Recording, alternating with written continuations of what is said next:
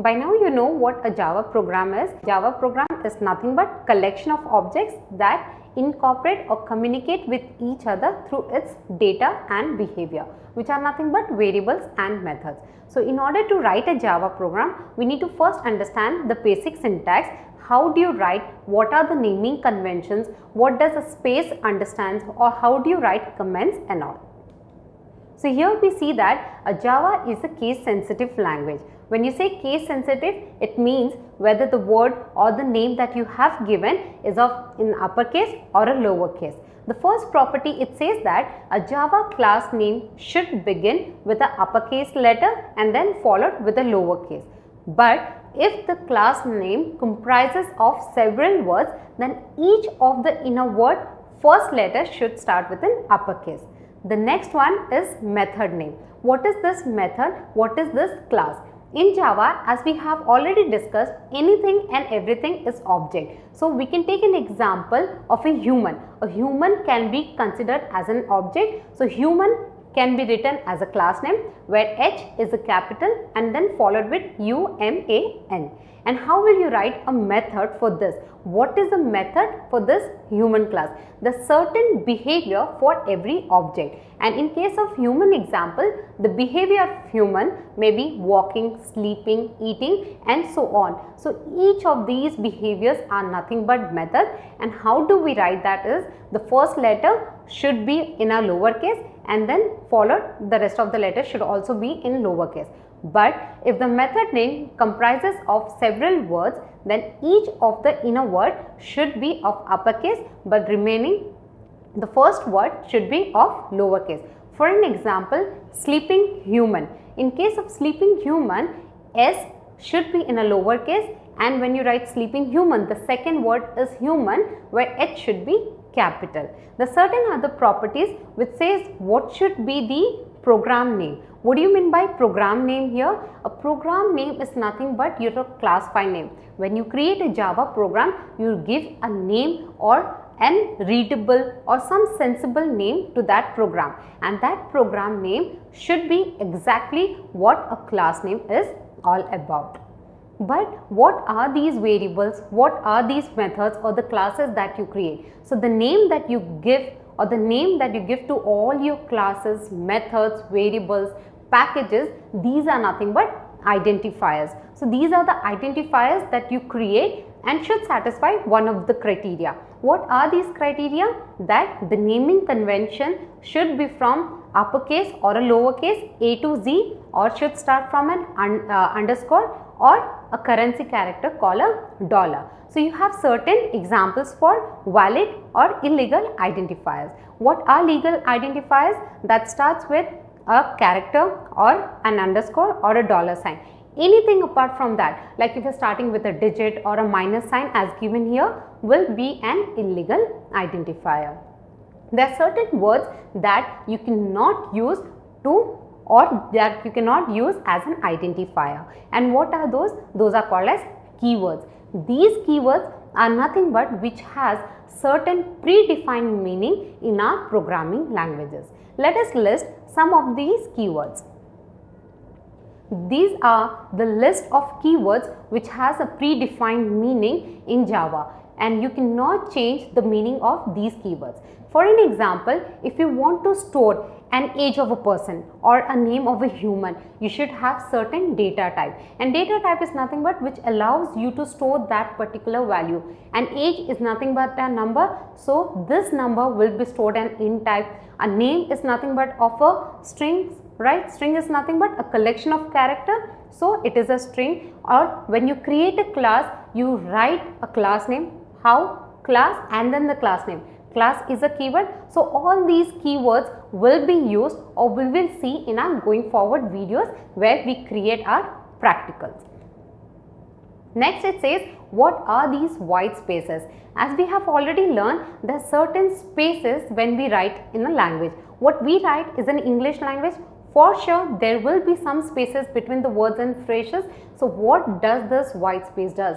What are the characters which says are white space? So a character, to be a white space character, should satisfy one of the condition. Either it should be a line separator, or it should be a paragraph separator, or it need to be some space. Okay, then these are the few example of white spaces. Here we have given int and then age. Because an age is a number type, it is stored in int. There's some space between int and age, and this space is ignored by the compiler. The next example, it says fruits equal to apples plus oranges. There is a plus sign, and preceding or forwarding there is a space between this oranges, right? So this space is completely ignored by white space. The next one is comments. What are comments? Mainly we write it in our program for our better understanding. Comments are nothing but better explanatory or information of a program. Why is this program, what a program does, or what is the background that is running behind the program. We can give any explanation why we have created these variables or what a method does. In our cases, like we have created an example called human, and human has certain age, certain complex, certain behaviors. Why are we using? What is the purpose of this program? We can explain those with the help of comments, and these comments are again ignored by the compiler. You can write these comments in a single line, or you can as well as write in a multi-line comments. How do you write simple line comments? Is that by providing 2 forward slashes, and multi-line by providing a forward slash following with an asterisk. Remember, in case of multi-line, once you open a forward slash and asterisk, you need to also close with an asterisk and a forward slash.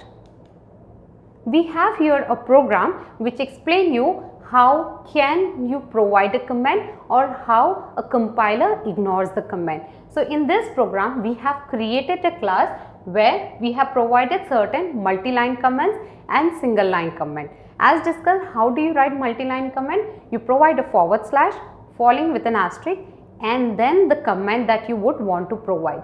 Once you click enter, the asterisk would be followed by itself. So once you end or once you complete writing your comments, please close with your asterisk and then followed with a forward slash.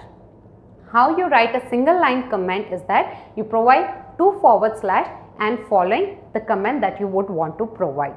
So let us now see practically how can you write these comments and how it works. This program helps us in understanding how do you write multi-line comments and single line comment. Comments are generally used to explain what the program is all about. It is a good practice to write comments when you write down a program so that if a programmer comes back and revise, should be able to understand with the help of comment what the program is all about. Let us see how do you write multi-line comment. You write multi-line comment with the help of a forward slash following an asterisk and the text that you would want to write. It is important to remember that once you complete writing the entire text that you would want to display, you need to also close the multi-line. So this 3 text lines helps us to understand what the program is all about. It says, this is my first Java program. This will print hello world as the output, and this is an example of multi-line comments. So it becomes easier for programmer to understand what the program is all about. The multi-line comment, which is written with the help of forward slash and then the asterisk, can also be used to write a single line comment. But it is a good practice to use 2 forward slash following the text to write a single line comment. You have already learned the naming conventions of Java. Now let us see how can you write a Java program in practical. So here we have created our Java program with a class name called welcome. But what each of these statements does, we need to first learn that. The first statement says that import java.util.* and then the semicolon. Remember one key point that any statement that you would want your program to execute should end with a semicolon. And here import is nothing but which allows you to import any other package into your program. And what are these packages? Packages are nothing but a collection of framework or classes that helps you to run your Java program. And what each of these package does, we will see in the going forward videos. But for now, we have provided one package, which is java.util.asterisk, and this asterisk stands for that any classes, interfaces, anything that is available in this class will be included. Then we have provided public class welcome, where here public is nothing but an access specifier. And what this particular access specifier does is that it allows a programmer to restrict or limit the availability of this particular class outside a package or not. Here in case of public, it allows this particular class members to be accessed by any other class outside the package. There are certain other access modifiers. What each of them does will be seeing in the going forward videos. The next, we provide a keyword. If you remember, we have already discussed a keyword is nothing but which has a predefined meaning. So here, to create a class, we provide the keyword called class and then followed with a class name. Here the class name is welcome, where the first letter stands of uppercase, right? So W is of uppercase. If you provide a small case, it will throw you an error. So once you provide the class name, then you provide a curly braces. If you open a curly braces, you should also close the curly braces. So any statement that you would want to be executed needs to be written under the class. The next important point that you need to remember is a method. Like as an example of a human, every human has certain behaviors, right? And these behavior may be sleeping, running and all. To execute all these behaviors, Java says that there should be a main method from where the Java program execution starts. So we have a method called public static void main in the bracket string args. What each of them does is, public we have already discussed, it's an access specifier. Then you have static. Static says that in this case, in this main method, you do not have to create an instance or an object of the class. An instance you may just consider as a copy of the class for now, and what is static stands for, we'll see in future. Then you have called void and main. Void is a keyword here which says that it does not have any return value. That is, this method will not return any kind of a value. When I say value, a value may be anything. It may be an integer, it may be a string, it may be anything. So it says void keyword is something which says you will not return any value. Next is the method name. If you see the method name, the first case is lowercase. So M is in lowercase. If you provide in uppercase, the interpreter will not interpret this method. And again repeating, any execution of the Java program will first start with the main method. Then in the brackets, you provide string, brackets and args. What does this stand? It's nothing but an array of arguments. An array of arguments because we do not know the size of the value that we will receive. The size is unambiguous, so we use an array to determine the value. Here is nothing but we use a heap which will store the value in an object reference, which may be of a compiled value of a string format. So any statements that you would want to execute, you will have to provide under this. So what happens in this case is that the Java interpreter interprets the main method and then the compiler will execute with this void. The compiler says whether we return any particular value or not. What happens when you provide a main method, or what happens when you do not provide? Will the Java program execute? Yes, the Java program will certainly execute even if you do not provide the main method. The compiler will compile the program, but the interpreter will not interpret until unless you find the main method. And in our previous example, we have seen how do you provide certain comments. But our main purpose here is to print a simple message called as welcome to tutorials point. How do you print a normal message? With that, let us see, we have written system.out.println and in the bracket, in the inverted commas, you need to provide the output that you would want to see, and then you close the statement with a semicolon. Again repeating, any statement that you want your program to be executed, you need to provide a semicolon, otherwise it will throw you an error. And what does this, each of these classes does? System is a class And then out is a class for system and println is a method, and these are available from a package called java.util.io. So these classes are provided from them called as print string. So each of them will help you to print the message. If you want to print a message in a single line, you can write system.out.print, but if you want a break or next line after the statement that you have printed, you need to provide println. So going forward now, we'll see practically how can you execute this program using a notepad or an Eclipse or the coding ground which is available. We have seen how a sample program looks like, what is the syntax or how can you write. So let us see one example, how can you write in a notepad and execute it. So in order to write a notepad, you need to open a notepad, write the Java program, same as it is which was provided earlier, that is a sample program called welcome. Once you write the program in notepad, save the file with .java extension. You can save it anywhere. In our case, we have saved it in E drive. How do you execute is that you need to open the command prompt, that is cmd. Once you open the command prompt, go to the drive where your folder is located and the file is saved. How do you exit your Java program? Your program name is welcome, right? So how do you first run that? You need to provide a command called javac, then the class name .java extension. In this case, the compiler will compile the welcome.java class and create your class file. Just in order to check what you can do, go back to your folder where the file is saved. You'll see that now that a class file is created. Once the class file is created, then you run another command called as java and your file name in order to execute your program successfully. And once you run your program successfully, it will print you a message called welcome to tutorials point. So let us now see practically how can you execute this program. In this program, we will see how can you display a simple message called as welcome to tutorials point. We write certain packages and these packages provide us the collection of framework or the classes that are used to run a Java program.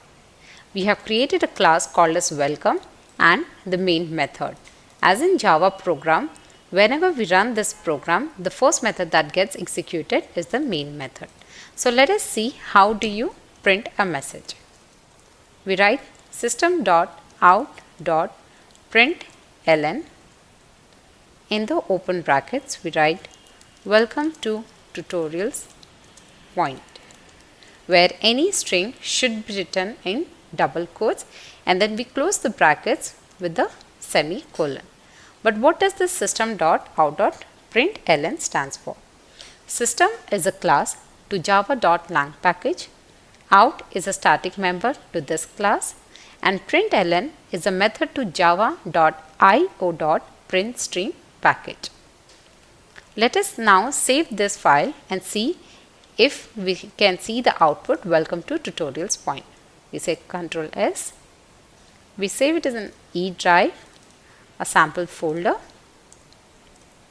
then we write our program name. The program name and the class name should remain the same, following with the Java extension. Now let us see how do you run this file. We open the command prompt. As our file is saved in E drive, sample folder, and our file name is welcome. So we need to first compile the file welcome.java. This will help us creating a .class file. If you see, you can see a .class file now, and now we need to see the output.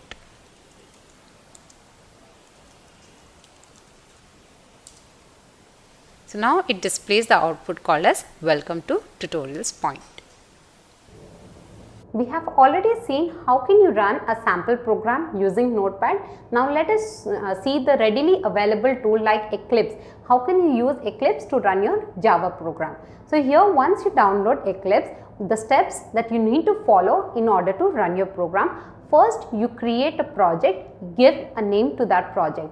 How can you consider what is a project for you? Here, for an example, you are doing your graduation and you have been given a project, and that project is nothing but hotel management. So this hotel management is nothing but your project name. And once you create your project, you need to create certain Java classes. And how do you create a Java class? You need to go to the toolbar, select new, and then click on Java class. This is how you create a Java classes, and n number of Java classes you can create, and you can also create n number of packages where each of the classes will fall under each of the packages. So let us now see practically how can you create project, associate certain packages and then classes underneath. Let us now see how can you create the same program using Eclipse. You first need to create a new project, which is a Java project. Give the project name. We write it as tutorials and click finish. This helps you creating a project. The second step would be to create a class. We need to select source file, right click, new, select class. Give the class file name that you would want to create. Welcome is my class file name. Every Java program starts execution with its main method. It's a good practice to select the main method here. Click finish. You can see that now one class file called welcome is created with the main method. Let us try printing the message. System.out.println, where we pass a string value called as welcome to tutorials point. We shall save this file with the help of Ctrl S, which will automatically compile the file. Click on function key F11 to run the program, or click on run to see the output. If you can, the console display the message called welcome to tutorials point. Let us see another method which says system.out.print. Hi everyone. What does this print stands for and how it differs from println? Print also overloads the string. It means it tries to display the string message as hi everyone. And println purpose is also to display welcome to tutorial point, that is a string. But what is the difference between print and println? Println would display the text following a next line, that is an enter, whereas print would only display the string. Let us save this file and try running to see the output. The console says that hi everyone, welcome to tutorials point. It prints the entire message in one single line because the first string is written under the method called print. Let us now swap these methods to see how the output looks like. Ctrl S, again F11. Now you can see it displays the string in two lines. Welcome to tutorials point, and again in the next line it says hi everyone, because the println displays the string message following with an enter. We have already seen how to create a sample program using one of the text editor, using one of the tool like Eclipse. Now let us see what if you do not have any of these available, then the tutorials point provide you a coding ground where you can execute your Java program. So what you need to do is that go to the tutorialspoint.com. On the right hand side you will see a coding ground tab.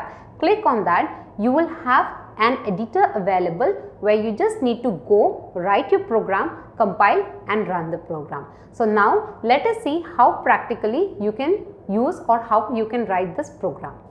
Let us now see how you can execute the same program using the coding ground available with our tutorials point. First you need to go to our site, which is www.tutorialspoint.com. Click on coding ground tab, and then the language that you would want to run in. For now we want Java 8. We click on Java 8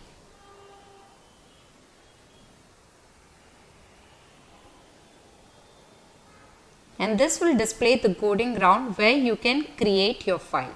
So the first step to create your file would be, here you have a plus symbol, you can click on that, that will create an additional file, or under file you can create a file, or by right clicking on root.